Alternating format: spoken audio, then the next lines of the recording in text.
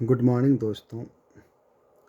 स्वच्छता परीक्षा की तैयारी के उद्देश्य से हम लोग आज हिंदी ग्रामर को देखेंगे, हिंदी व्याकरण को देखेंगे और हिंदी व्याकरण के इस कड़ी में हम लोग कुछ बिंदु वस्तु को समझने का प्रयास करेंगे। ये बिल्कुल आरंभ से हम स्टार्ट करेंगे और संपूर्ण विश्लेषण होगी।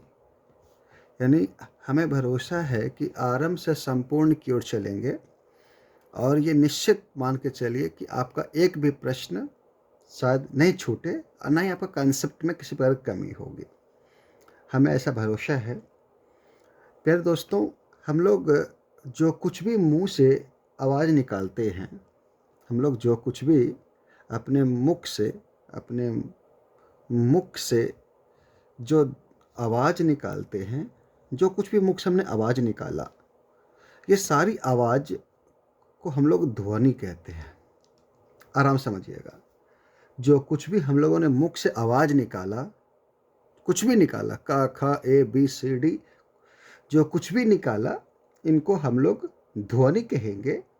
और मानव मुख से ये निकलने वाला जो ध्वनि है, इस ध्वनि को यानी ध्वनि को दर्शाने के लिए, यानी दर्शाने के लिए, दिखाने के लिए जिस संकेताक्षर का प्रयोग करते हैं मित्रों, दोस्तों, तो उनको हम लोग कह देते हैं वर्ण। उसको वर्ण कहेंगे। यानी मुख से जो आवाज़ निकली, उस आवाज़ को हम लोग ध्वनि कहेंगे और इस ध्वनि को दर्शाने के लिए हम लोग जिस भी संकेताक्षर का प्रयोग किया, उनको हम लोग वर्ण कहते हैं। जैसे मान लीजिए हमारे मुख से ध्वनि निकला आ, तो इसके लिए जो हम इस संकेताक्षर का प्रयोग किए तो ये अ हो गया। अगर मान लीजिए कि हमारे इस संकेताक्षर प्रयोग हम अगर आ नहीं करते, मान लीजिए कुछ इस प्रकार का हम लोग इसको आ बोलते, तो ये ही चलता। लेकिन हम लोग इस जो संकेताक्षर है आ का, इसका प्रयोग कर रहे हैं, तो इस तरह का संकेताक्षर को हम लोग क्या बोलेंगे? वर्ण बोलेंगे। चूंकि अ ध्वनि है, ध्वनि है, इस ध्वनि का जो संकेताक्षर हुआ ये अ हुआ। ठीक है। ऐसे आ, हर्षहि, दीर्घहि, ह्रस्व उ, दुर्घ उ, तो ये सब संकेताक्षर हो, इस सब पर चर्चा हम लोग करेंगे। और जैसे क, ये भी संकेताक्षर है, ख, ग, घ, इस तरह से हम लोग देखेंगे अभी हम। तो प्यारे दोस्तों, जब इस ध्वनि को हम लोगों ने जब संकेत के रूप में दर्शा दिया, इसको संकेत दे दिया और संकेत निरूपण कर दिया, तो संकेत निरूपण के पश्चात ये ध्वनि किस में बदल गया? वो वर्ण में। ठीक है। और ये वर्ण, कुछ वर्ण ऐसा था, कुछ ध्वनि ऐसा था कि जो जिस गले से ध्वनि निकलते समय, जब ये ध्वनि गले से निकल रहा था, तो निकलते समय कहीं भी ये टकरा नहीं रहा था। किसी भी प्रकार का ये रुकावटें नहीं पैदा हो रहा था। तो मतलब बिना रुकावट के ये ध्वनि की उत्पत्ति हो रही थी। तो ऐसे ध्वनि को हम लोगों ने बोला स्वर वर्ण। और कुछ ध्वनि ऐसा था जिसको बोलने के लिए रुकावटें आ रही थी, अर्थात हमारे मुख के अंदर में जो अंग है वो जाकर के उनसे टकरा रहा था, है ना। आवाज़ निकलते समय जो था, वो जो मेरे गले के ऊपर जो अंग है वहाँ टकराता था। तो जो ध्वनि है ना, गले से गले से ध्वनि निकलते समय जब है ना किसी न किसी अंग से टकराती है, तो इसको हम लोगों ने बोल दिया व्यंजन वर्ण हम लोगों ने इसको बोल दिया। तो इसका मतलब क्या है, इसको हम लोग अगर समझने का प्रयास करेंगे तो थोड़ा समझिएगा। स्वर वर्ण तो हम लोग जान ही रहे हैं कि इसकी संख्या अगर हम लोग पढ़ेंगे तो मूल रूप से 11 है, किसका, स्वर वर्ण का। और अगर हम 11 को लिखना चाहेंगे तो अ, आ, हर्षई, दीर्घई, ह्रस्वौ, दुर्घौ, री, ए, ऐ, ओ, औ। गिनिए 1 2 3 4 5 6 7 8 9 10 11। मूल रूप से 11 स्वर है, ध्यान रखिएगा। लेकिन जब ये स्वर जब व्यंजन के साथ संयोग होता है या प्रयोग होता है, तो उस स्वर वहां जो प्रयोग होगा वह मात्रा के रूप में प्रयोग होता है। किस रूप में, मात्रा के रूप में। तो ध्यान रखना है दोस्तों कि स्वर वर्ण 11 है, लेकिन मात्रा जो है वो मात्रा 10 है, 10 मात्रा है। कैसे, क्योंकि आ का कोई मात्रा नहीं होता है, लेकिन आ का मात्रा आकर है। इसकी मात्रा हर्षिकार है, दीर्घिकार है, ह्रस्वकार, दीर्घकार, रीकार, एकार, ऐकार, ओकार और औकार। 1 2 3 4 5 6 7 8 9 10। तो मात्रा जो है 10 है। और इसका उपयोग हम लोग कहाँ करते हैं, ये उपयोग व्यंजन के साथ होता है। इस मात्रा का उपयोग व्यंजन के साथ होता है, ठीक है। अगर हम इसकी बात कर ले, व्यंजन वर्ण की बात कर ले, तो अगर आप बोलेंगे आ हर्षई दीर्घई, तो हर्षई दीर्घई नहीं बोली जाती है, ई उ री ए ओ। तो आपको ऐसा लगेगा कि जो प्राण वायु है जब वो निकल रहा है, प्राण वायु निकलते समय वो टकराता नहीं, वो सीधा निकल जाता है।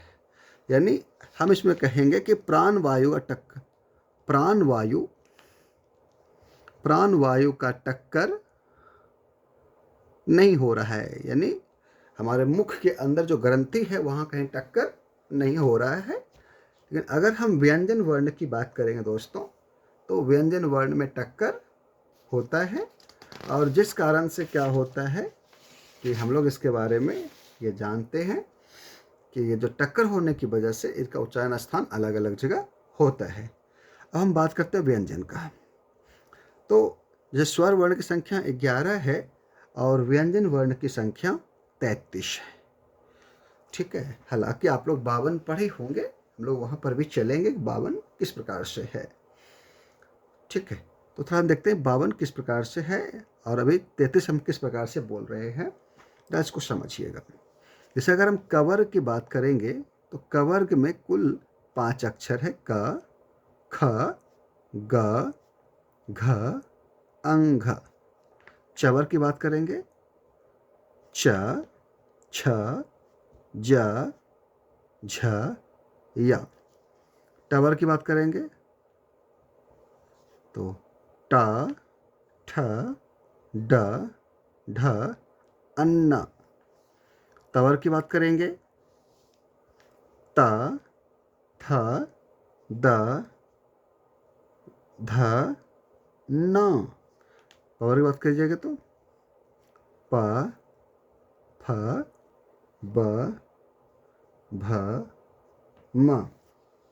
इसकी बात कर लेंगे तो ये पावर की बात हो गई। तो यहाँ गिनेंगे कितना आपका हो जाएगा, 5, 25 हो जाएगा। ये आपका 25 हो गया, ये 25 आपका हो गया, ध्यान रखिएगा। और अगर इसका उच्चारण स्थान को अगर पकड़ेंगे, इसके अलावा या, रा, ला, व, ठीक है। श, श, श, ह। अब गिनिए यहाँ पे कितना आपका हो गया, 25, और यहाँ आपका हो जाएगा 8। तो 25, 8 कितना हो गया आपका कुल 33। तो 33, तो विशुद्ध रूप से व्यंजन वर्ण 33 है। बाकी जो 52 की बात करते हैं, वो 52 किस प्रकार से होगा, हम उस पर भी चर्चा भी कर देते हैं। तो देखिए 52 किस प्रकार से व्यंजन वर्ण हो जा रहा है। तो यहाँ तक तो आपने 33 देख लिया है। अब हम लोग बात करते हैं 52 की बात, वो किस प्रकार से करेगा। देखिएगा, तो हम लोगों ने अभी देखा था कि 11 स्वर वर्ण था, स्वर वर्ण 44। अभी हम लोगों ने व्यंजन वर्ण को देखा। तो ये 11 स्वर है, 44 व्यंजन वर्ण है। और बाकी जो है दोस्तों, अगर आप इस व्यंजन वर्ण को और जोड़ देंगे तो अक्ष, त्र, ज्ञ और श्र, एक ये हो जाएगा। इसको और जोड़ना होगा 2 ठो, अढ़ और अढ़। इनको अगर आप जोड़ेंगे तो आपको पता चलेगा कि 44 और 6 कितना हो गया आपका, 50 हो गया। अब बाकी एक और जोड़ना है, अंग, अह। तो ये है। तो इन सब पे हम चर्चा विस्तृत रूप से करेंगे, लेकिन थोड़ा सा पहले हम इसको एक मोटा मोटी समझ बना लेते हैं कि ये 52 इस प्रकार से पूर्ता है व्यंजन वर्ण की संख्या। तो ये सारी चीज़ों को आपको समझना होगा और हम समझेंगे। अब मित्रों थोड़ा सा हम और आगे बढ़ते हैं। ये तो मोटा मोटी समझदारी हो गई। देखिए प्राण वायु क्या होता है। प्राण वायु, जिससे कि हम स्वर वर्ण का समझ को विकसित कर सकें। जब हम अंदर से अपनी छाती से जब हवा निकालते हैं, तो छाती से निकला हुआ हवा छाती से निकलने वाली हवा, निकलने वाली हवा, जब छाती से जो हवा निकलता है मित्रों, वो हमारा प्राण वायु होता है। और ये हवा जो है 2 तरह से निकलता है। अब तो समझेंगे। अगर ये हम इसको अगर हम इस प्रकार से बनावे कुछ, तो ये हमारा मुख गुहा है। और इस प्रकार से अगर हम, ये हमारा मान लीजिए कंठ है। तो मान लीजिए यहाँ पर से ये हमारा फेफड़ा है, ये हमारा फेफड़ा है। और यहाँ से जो हवा चलना शुरू किया, तो ये जो हवा देख रहे हैं, ये हवा हमारा प्राण वायु है। अब ये हवा जब बढ़ रहा है, तो वो किसी से टकराए बिना वो सीधा निकलते चला जा रहा है। ये हवा निकल रहा है सीधा, तो बिना टकराए हुए ये हवा सीधा निकल रहा है। तो ध्यान समझिएगा। तो ऐसे को बोलते हैं हम लोग, इस तरह से बिना टकराए से, तो इससे स्वर पैदा होगा, स्वर वर्ण। लेकिन अगर यही ध्वनि जो ये जो प्राण वायु है, अगर ये निकलते वक्त, अगर मैं फिर से मैं फोटो बनाऊं अगर, तो देखिए ध्यान से, अगर हम इसको अगर बनाएंगे अगर थोड़ा सा डायग्राम, तो देखिए ये हमारा कंठ है। अब जब ये हवा ऊपर जा रहा है, ये प्राण वायु, पकड़िएगा ध्यान से, अगर मैं इसको फोटो बना लूँ फेफड़ा का, तो थोड़ा सा देखिएगा। अब यहाँ से प्राण वायु जो है मित्रों, यहाँ से प्राण वायु निकलने लगा है, प्राण वायु जा रहा है। अब प्राण वायु जाने के कारण से ये कंठ पे जोर दे रहा है। देखो ध्यान से, ये प्राण वायु जल रहा है। ये प्राण वायु जो है मित्रों कंठ पे, ये देखिए ये कंठ है, ये कंठ वाला हिस्सा है, यहाँ पे जोर दे रहा है, ये हवा कंठ पे ठोकर मार रही है। तो यहाँ से हमारा पैदा हो जाएगा कवर्ग,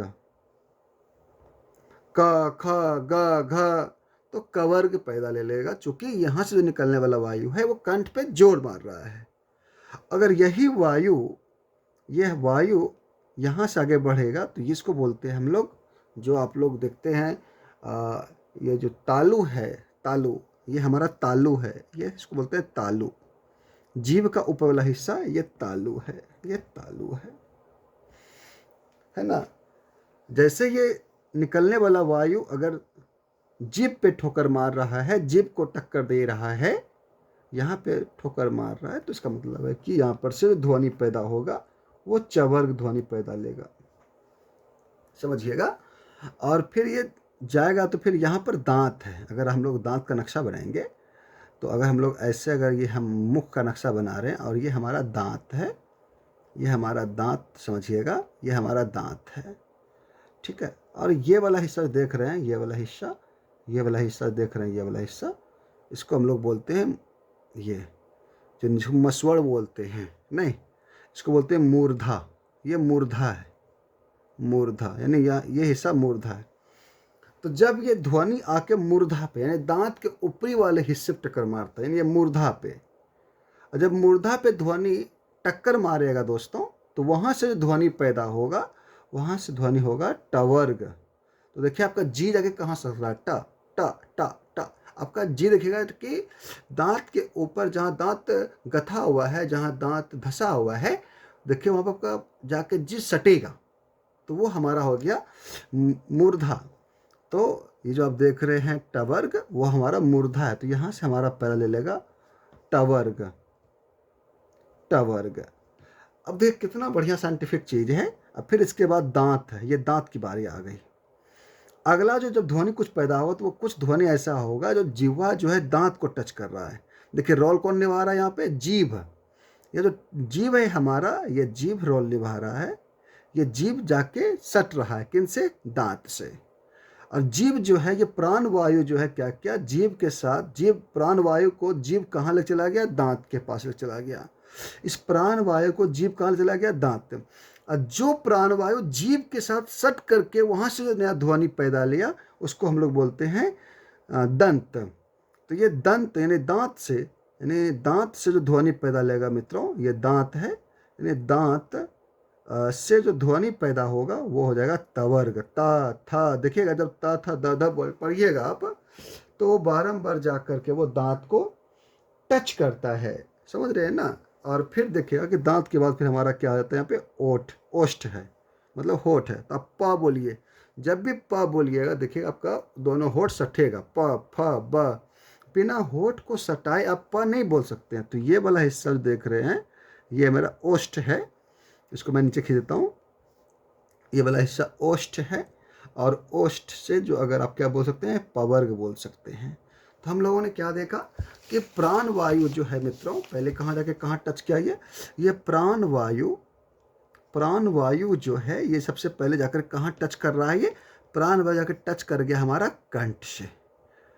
कंठ से टच किया तो इससे क्या आ गया, कवर्ग आ गया, कवर्ग ध्वनि पैदा हुआ, ठीक है। और ये प्राण वायु जो है फिर निकला, अब कहाँ टच किया प्राण वायु, अगर ये प्राण वायु टच कर गया हमारा तालु से, तालु से, तो यहाँ से क्या पैदा ले लिया, कौन सा ध्वनि पैदा लिया, चवर्ग। और जब ये प्राण वायु जो है आकर के हमारा जब कहाँ टच हो रहा है, मूर्धा से, मूर्धा से, तो वहाँ से क्या ध्वनि पैदा ले लिया, टवर्ग। और ये प्राण वायु जाके निकल गया, आभरी चला गया वो दंत से, दांत से, तो वहां से कौन सा ध्वनि पैदा लिया, तवर्ग। और ये प्राण वायु आके कहाँ टच कर रहा है मित्रों, ये टच कर रहा है ओष्ठ से, होठ से, तो यहां से क्या ध्वनि पैदा ले लिया हमारा, पवर्ग। समझ में आ रही बात अच्छे तरीके से। तो इस तरह से ध्वनि का क्या हो जाता है, उच्चारण स्थान हो जाता है, ठीक है। तो आई होप आपको समझ में आ गया होगा कि स्वर वर्ण और व्यंजन वर्ण की उत्पत्ति के आधार पे हम उसको बांटते हैं। हालांकि अब चूंकि जब ये वायु निकलेगा तो किसी न किसी अंग से टकराते हुए जब निकलेगा, तो उस कारण से ही स्वर वर्ण जो जाके व्यंजन से वो बारंबार टच होता है, और स्वर वर्ण की मदद से ही व्यंजन वर्ण का प्रयोग किया जाता है। तो आई होप यहाँ तक आपको समझ में आ गई होगी। अब थोड़ा सा हम आगे बढ़ते हैं। तो आगे बढ़ते हैं, हम स्वर वर्ण की बात करते हैं। इस स्वर वर्ण की, स्वर वर्ण में हम लोग यह देखेंगे, स्वर वर्ण को हम लोग बांटते हैं। क्या बांटते हैं, थोड़ा इसको देखिएगा कि अगर हम लोग स्वर वर्ण को अगर हम और थोड़ा सा डिटेल से देखने का प्रयास करेंगे, ऐसे हम लोग देख ही लिए कि स्वर वर्ण 11 है। अब इसको बांटते हैं प्रकार कि स्वर वर्ण को कितने प्रकार से हम लोग बांट सकते हैं। तो स्वर वर्ण को हम लोग बांटते हैं 3 पार्ट्स में। ऐसे मोटा मोटी 2 पार्ट्स ही है, लेकिन कहीं कहीं 3 पार्ट्स भी रख लिया जाता है, तो हम लोग 3 पार्ट्स को भी थोड़ा सा हल्का देख लीजिए। ऐसे तीसरा पार्ट उतना ज़्यादा इम्पॉर्टेंट है नहीं। तो सबसे पहला होता है मूल स्वर, है ना। पहला क्या होता है, मूल स्वर। यानी मूल स्वर का मतलब ये हो गया कि जब आप आराम से मुख से जब हवा निकालते हैं, ध्वनि निकालते हैं, तो उसको मूल स्वर कहते हैं। या इसको हम लोग कभी कभी, या अच्छी भाषा में इसको हर्ष स्वर भी कहते हैं। हर्ष स्वर, हर्ष स्वर या मूल स्वर। और एक होता है दीर्घ स्वर, दीर्घ स्वर होता है। और एक जिसको हम लोग पढ़ते हैं प्लुत स्वर, प्लुत स्वर। तो अगर हम हर्ष स्वर की बात करेंगे तो इसमें जो है ध्वनि जो पैदा होता है, इसको अगर आप थोड़ा सा अंतर कर लेंगे तो आपको दिखाई पड़ेगा। इसमें आपको मोटा मोटी आ आता है, ई आता है, ऊ आता है, और आपका एक री आता है। तो अगर आप काउंटिंग करेंगे तो ये आपको 4 मिलेगा, ठीक है। और बाकी जो उधर 4 है और बाकी उधर बचेगा आपका 7, तो वो आपका कहलाएगा दीर्घ स्वर। जैसे आ गया, जैसे आपका ई आ गया, ऊ आ गया, और ए, ओ और औ। ध्यान रखिएगा, ये जो है इसको जो आप देख रहे हैं ये हमारा दीर्घ स्वर। इसकी अगर गिनती गिनेंगे तो ये लगभग आपको मिल जाएगा 7। तो 7 4 11 आपका पूर चुका है, ठीक है। और अगर एक प्लुत स्वर की बात करेंगे तो प्लुत स्वर प्राय संस्कृत शब्द में प्रयोग होता है। ये कहाँ, संस्कृत में, ये संस्कृत में प्रयोग होता है प्लुत स्वर का। जैसे कि ओम जब बोलते हैं, जो ओम वगैरह में, तो ओम में प्लुत स्वर का प्रयोग होता है, ठीक है। इसको कि हम लोग प्राय अगर हम ओम लिखते हैं तो इस प्रकार से। तो इसकी डिफिनेशन कैसे दें, तो ध्यान रखिएगा जब हम स्वर वर्ण की बात करेंगे तो इसमें बहुत ही कम समय लगेगा। मतलब कम मतलब कि एक मात्रा का समय लग रहा है, एक मात्रा का समय खर्च हो रहा है, एक मात्रा का समय खर्च हो रहा है, समय लगता है। और दीर्घ स्वर की बात करेंगे तो इसमें डबल 2 मात्रा का, जैसे कि आ ना, डबल समय लग रहा है। इसमें 2 मात्रा का समय लगता है। ऐसा लगता है कि अगर ओ पढ़ने में जितना समय लगेगा और आप में जितना समय लगेगा, तो आप पढ़ने में समय हमको दोगुना लग रहा है। तो 2 मात्रा का समय लगता है किसमें, दीर्घ स्वर में। और अगर हम प्लुत स्वर की बात करेंगे तो इसमें जो है 3 या 3 से अधिक, 3 या 3 से अधिक मात्रा का समय लगता है, मात्रा का समय लगता है। तो इसको थोड़ा ध्यान रखिएगा। हालांकि इसका प्रयोग संस्कृत शब्द में ज़्यादा किया जाता है, इसलिए इसका हिंदी में तो खैर ज़्यादा प्रयोग नहीं है। तो इसको ज़रा ध्यान रखिएगा कि इनमें से, यहाँ से क्वेश्चन निकाल लेगा कि इनमें से कौन आप कह सकते हैं कि इनमें से कौन मूल स्वर है, कौन दीर्घ स्वर है और कौन प्लुत स्वर है। थोड़ा हम लोग इस पर ध्यान रखेंगे। हमको आशा है कि आप लोगों को सब चीज़ समझ में आ रही होगी।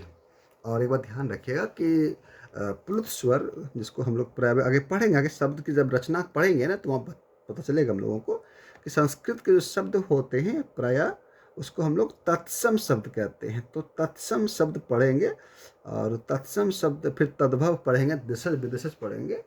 तो जब शब्द की रचना पे हम लोग चर्चा करेंगे तो हम लोग उस समय इन सब बातों को हम लोग कर लेंगे, ठीक है। अब हम लोग थोड़ी सी बात कर लेते हैं इसको मैं यहाँ तक आप समझ गए होंगे, मैं पेज को पलट रहा हूँ, ज़रा इसको देखिएगा। अब हम लोग थोड़ा सा बात कर लेते हैं व्यंजन वर्ण पे। स्वर्ण वर्ण पे पर्याप्त बातें हो गई है, हम लोग बात थोड़ा सा कर लेते हैं व्यंजन वर्ण पे। थोड़ी सी लंबी क्लास होगी लेकिन थोड़ा सा इसको आप समझ जाएंगे अच्छे ढंग से, ठीक है। हम लोग व्यंजन वर्ण की बात करेंगे, तो हम लोग व्यंजन वर्ण में उधर देख लिए हैं। तो एक तो कवर्ग है, ठीक है। दूसरा आपका कवर में आप जान रहे क्या क्या आपका आ जाए, क ख ग घ ग घ अंग। तो चवर्ग देखिएगा, तो चवर्ग में च छ ज झ या। टवर्ग देखिएगा, ट ठ ड ढ और ये न। तवर्ग देखिएगा, त थ द ध न। पवर्ग तो प फ ब भ म। अब गौर से देखिएगा, इन सभी व्यंजन को जब हम लोग प्रयोग करते हैं तो प्रयोग करने के समय में हमको ऐसा लगता है कि ये कहीं ना कहीं ये हमारे प्राण वायु जो है, यानी प्राण वायु जो है मित्रों, ये प्राण वायु, सॉरी मैं थोड़ा सा करता हूँ इसको, प्राण वायु जो है कहीं ना कहीं क्या करता है, ये स्पर्श कर रहा है। प्राण वायु जो है स्पर्श कर रहा है, स्पर्श कर रहा है मतलब टच कर रहा है। इस कारण से इसको हम लोग बोलते हैं स्पर्श व्यंजन। ये हमारा कहलाया जाएगा स्पर्श व्यंजन, कहेंगे इसको हम लोग, ये स्पर्श व्यंजन है, ठीक है। स्पर्श व्यंजन करेंगे। और दूसरी बात क्या है, अगर इसमें महसूस करेंगे कि जब आपका प्राण वायु कहाँ टच हो रहा है, वैसे तो हम पढ़ा ही चुके हैं, जैसे क वर्ग आपका कहाँ टच करता है ये आपको पता है। ये आपका कंठ में टच करेगा, ये आपका तालु में टच करेगा, ये आपका मूर्धा में टच करेगा, ये आपका दांत में टच करेगा, दंत में, ये आपका ओष्ठ में टच करेगा, मतलब स्पर्श करेगा। इसीलिए इसको बोलते हैं स्पर्श व्यंजन, मतलब छू करके जब ध्वनि पैदा होता है तो उसको हम लोग बोलते हैं स्पर्श व्यंजन कहते हैं। तो हमको आशा है कि यहाँ तक आपको समझ में आ गया होगा, ठीक है। एक बात ध्यान रखिएगा, इसमें से एक पंचाक्षर होता है, एक शब्द यहाँ पर है पंचाक्षर। पंचाक्षर, पंचाक्षर का मतलब हो गया कि पांचवां अक्षर, पांचवां अक्षर। तो पंचाक्षर जो होता है प्यारे बच्चों, ये प्रायः हम लोग इस चीज़ को समझ के रखें। जैसे यहाँ पे अंगा हो गया, अंगा, तो इसको हम लोग पढ़ते हैं अंग, पढ़ते हैं अंग, ऐसे पढ़ेंगे। या इसको कहीं अंडा भी पढ़ा जाता है, अंडा भी पढ़ा जाता है, तो इसको आप ध्यान रखेंगे। एक होता है या, ठीक है, एक होता है अना, इसको ना नहीं पढ़ते, इसको अना पढ़ते हैं, अना, इसको अन्ना, अंगो, अन्ना, ऐसे। एक होता है ना हो गया और एक आपका हो गया माँ। तो ध्यान रखिएगा, जो पंचाक्षर होते हैं ये सारे पंचाक्षर बोलने के समय में आपको नाक से ध्वनि निकालना पड़ जाता है। ये सब चीज़ को बोलने के लिए हमको नाक का मदद लेना पड़ता है, जिस कारण से इसको हम लोग नासिका भी कहते हैं। नासिका यानी नासिका वर्ण भी कहते हैं, क्योंकि इसको बोलने के लिए नाक से ध्वनि निकालना पड़ता है, नाक से वायु निकलता है। इसको बोलेंगे तो नाक से भी आपका हवा निकलेगा, ठीक है। इसको हम लोग कहते हैं, तो इस चीज़ को हम लोग थोड़ा समझेंगे। अब हम लोग थोड़ा बात कर लेते हैं अंतस्थ व्यंजन पे। देखिए या, रा, ला, व, हम पहले इसकी बात कर लेते हैं। या, रा, ला, व, इनको जो है हम लोग एक साथ बोलेंगे अंतस्थ व्यंजन, अंतस्थ व्यंजन। अब अंतस्थ क्यों बोलेंगे थोड़ा इसको समझिएगा। अंतस्थ व्यंजन नाम ही है अंतस्थ। या अगर बोलेंगे, देखिए आपका लगेगा कि हम या बोलने में प्राण वायु जो आपको अंदर जा रहा है, अंत मतलब अंदर की ओर, इसको बोलने में जो वायु है, ये वायु जो है मित्रों, वायु अंदर की ओर जा रहा है, अंदर की ओर जा रहा है। देखिए ध्यान से बोल के देखिए आप, अंदर की ओर जा रहा है ये वायु, ठीक है, य, र, ल, व। तो देखिए कि ये बारंबार अंदर की जा रहा है, य, र, ल, व। गौर कीजिएगा, ठीक है।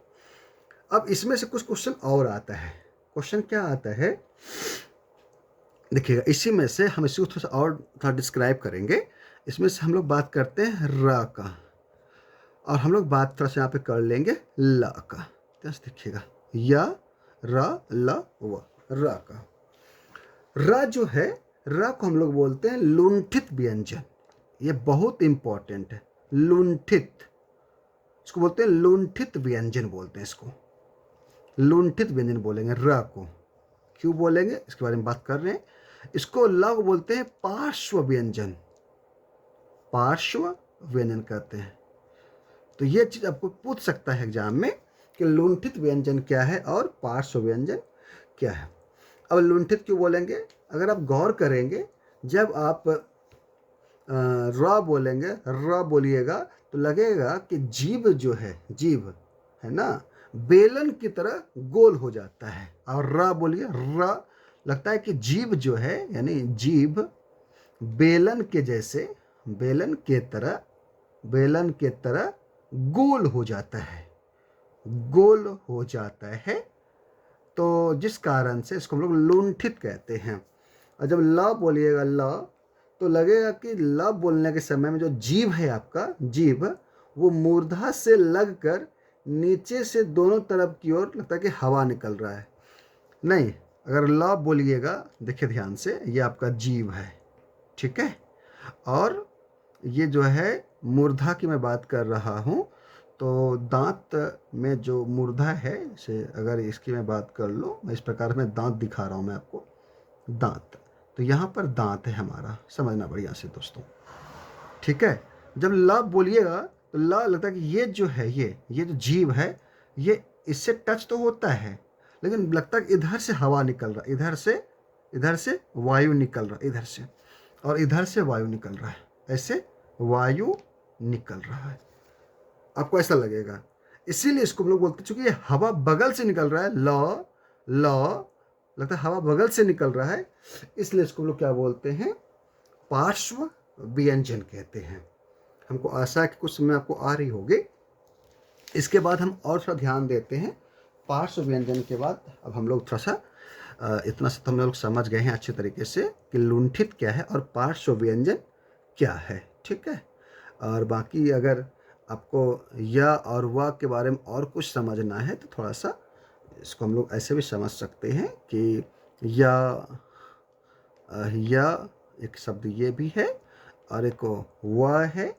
तो या और व का जब प्रयोग करिएगा तो इसमें जो है या व, तो इसमें लगेगा कि स्वर है, इसमें स्वर है, लेकिन इसमें स्वर आपको बहुत ही कम मिलेगा, है ना।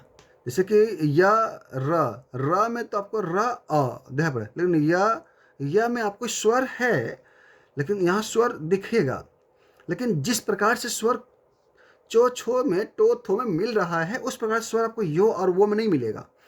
ऐसा लगेगा कि यहाँ स्वर बहुत ही कम मात्रा में है ना। मतलब ऐसा लगता है कि स्वर बहुत ही आंशिक रूप से है, यानी आंशिक रूप में है, अर्थात इसी कारण इसको बोलते हैं अर्धस्वर, अर्धस्वर व्यंजन भी बोलते हैं इसको। तो ये थोड़ा सा टफ चीज़ है, थोड़ा सा इसको दिमाग में रखेगा तो शायद आपको आराम मिलेगा, ठीक है। अब लोग बात करते हैं श ह। तो यहाँ पे देखिएगा, अब हम लोग यहाँ पढ़ेंगे ऊष्म व्यंजन। ऊष्म व्यंजन का मतलब ही हो गया जब हम इसका प्रयोग करेंगे, जैसे तालश, उदंत श, ह, तो इसको ऐसे पढ़ेंगे श ह। तो जब बोलने के समय क्या होता है, उष्ण व्यंजन में गर्म हवा हमारे मुख से बाहर निकलता है, यानी गर्म हवा की उत्पत्ति होती, गर्म हवा की उत्पत्ति होती है मित्रों। तो ये है, समझ रहे हैं बात को, तो इसको ध्यान रखिएगा, इसलिए हम लोग उष्ण व्यंजन कहते हैं इसको, ठीक है। और बाकी और सब भी बातें हम लोग करेंगे। अब थोड़ी सी हम लोग बात कर लेते हैं जिसको हम लोग संयुक्त व्यंजन वगैरह कहते हैं कि संयुक्त व्यंजन इसमें से क्या क्या है, जिसको कि हम लोग 52 की संख्या इसको पूरा आए थे। अब थोड़ा सा हम लोग पन्ना को स्लाइड करेंगे, आगे करेंगे, तो इसको देखते हैं कि ऊष्म व्यंजन क्या होता है। ठीक है, अब यहाँ पे हम लोग हेडिंग मारिएगा संयुक्त व्यंजन। ये तो व्यंजन था, यहाँ तक हम लोगों ने देखा था। अब हम लोग हेडिंग मारेंगे संयुक्त व्यंजन। संयुक्त व्यंजन थोड़ा लंबी क्लास हो रही है ये, लेकिन आपका फुल कंसेप्ट क्लियर हो जाएगा इसको पढ़ लेने के बाद। ठीक है, चलिए देखिएगा, जैसे अक्ष है ना, त्र, जैसे ज्ञा, इसको ज्या पढ़ते हैं हम लोग, ज्ञा नहीं पढ़ते हैं, ज्या पढ़ते हैं, है ना, और श्र, इसको संयुक्त व्यंजन कहते हैं क्योंकि इसमें जो है आमतौर पे दो व्यंजन के मिलने से बनता है ये, है ना। तो एक व्यंजन ये अधूरा व्यंजन है, अक्ष में अक्ष अक्ष अक्ष ऐसे पढ़ना है इसको, त्र त, और यहाँ र पूरा है, जैसे ज्या, तो इसको ज्ञा नहीं बल्कि ज्या पढ़ते हैं, ज अधूरा है और या पूरा है, ज्या। ठीक है, अक्षरा, तो श्रा में श भी है और र है, समझ रहे बात को। तो इस तरह से बना हुआ है। ठीक है, तो ये जो देख रहे हैं इसी इसको बोलते हैं हम लोग संयुक्त व्यंजन, या इसको हम लोग और भी कह सकते हैं, इसका और भी एक नाम है मिश्रित व्यंजन। मिश्रित व्यंजन, ठीक है, जिसकी गिनती को हम लोग उस रूप में वहाँ पे लिख देते हैं। अब यहाँ पर कुछ कंडीशन है, मैं एक बार पुनः एक नया चीज़ की ओर मैं फिर आगे बढ़ूँगा, इसको थोड़ा ध्यान से आप देखेंगे, इस डायग्राम का काम पड़ेगा और बहुत ही बारीकी इसको आप देखिएगा, है ना। हम लोग पहले कवर को लिखते हैं और इसको थोड़ा बारीकी समझना है, जैसे क, ख, ग, घ, अंग, चवर्ग लिखिएगा आप लोग, चवर्ग में छ, छ, ज, झ, य, टवर्ग में ट, ठ, ड, ढ, अंग, तवर्ग में त, थ, द, ध, न, पवर्ग में प, फ, ब, भ, म। एक काम करते हैं दोस्तों, इनको हम लोग नंबरिंग कर लेते हैं, नहीं, और नंबरिंग कर लेंगे तो सर आपको थोड़ा आराम मिलेगा, क्योंकि सबका एक नाम है। इनको ध्यान से देखिएगा, मैं नंबरिंग करने जा रहा हूँ, तो नंबरिंग कर लेंगे। इसको 1, इसको 2 बोलिए, इसको 3 बोलिए, इसको 4 बोलिए, इसको 5 बोलिए, समझ रहे हैं। अब हम लोग अवश्य आप आगे समझेंगे। कभी कभी एग्जाम में पूछता है कि अघोष और सघोष क्या होता है, इसको घोष बोलते हैं। अघोष और घोष वर्ण क्या है, इसमें से कौन घोष वर्ण है, कौन अघोष वर्ण है, ये प्राय एग्जाम में पूछा जाता है कि अघोष और सघोष क्या होता है। तो ध्यान रखिएगा, तो पहले तो अघोष,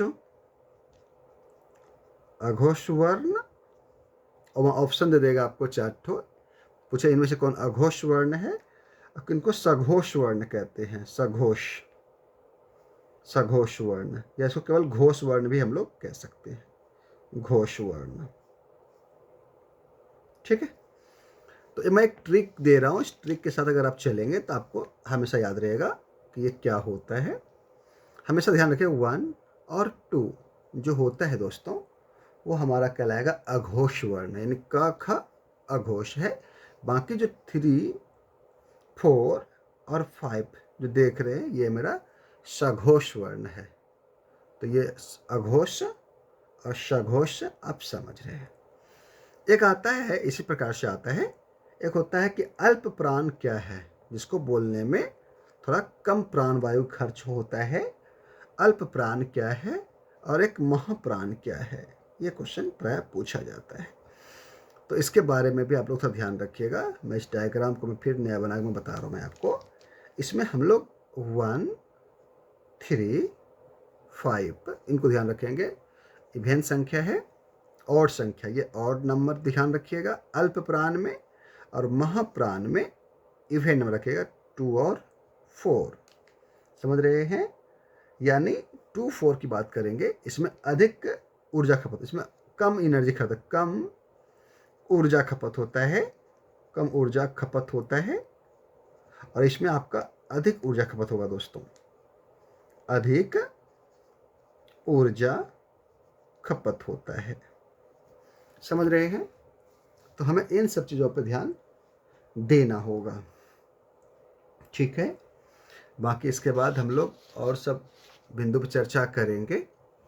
और चूँकि अब अलावा में भी ध्यान रखना है कि कौन अल्प प्राण है, कौन महाप्राण है।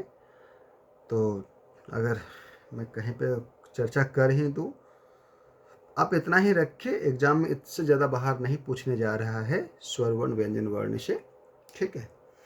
बस इतना ही हमको, इतना पे हम क्लास को बंद करते हैं, क्योंकि काफ़ी लंबी वीडियो हो गई है। और इसके लिए हम लोग आगे, अब हम लोग ऐसे हिंदी ग्रामर को लेकर के आएंगे, और स्वक्षमता एग्ज़ाम की मैं पूरी हिंदी ग्रामर को मैं इसी प्रकार से मैं नोट्स के साथ आपको अवेलेबल करा दूंगा। धन्यवाद। Thank you. स्टॉप।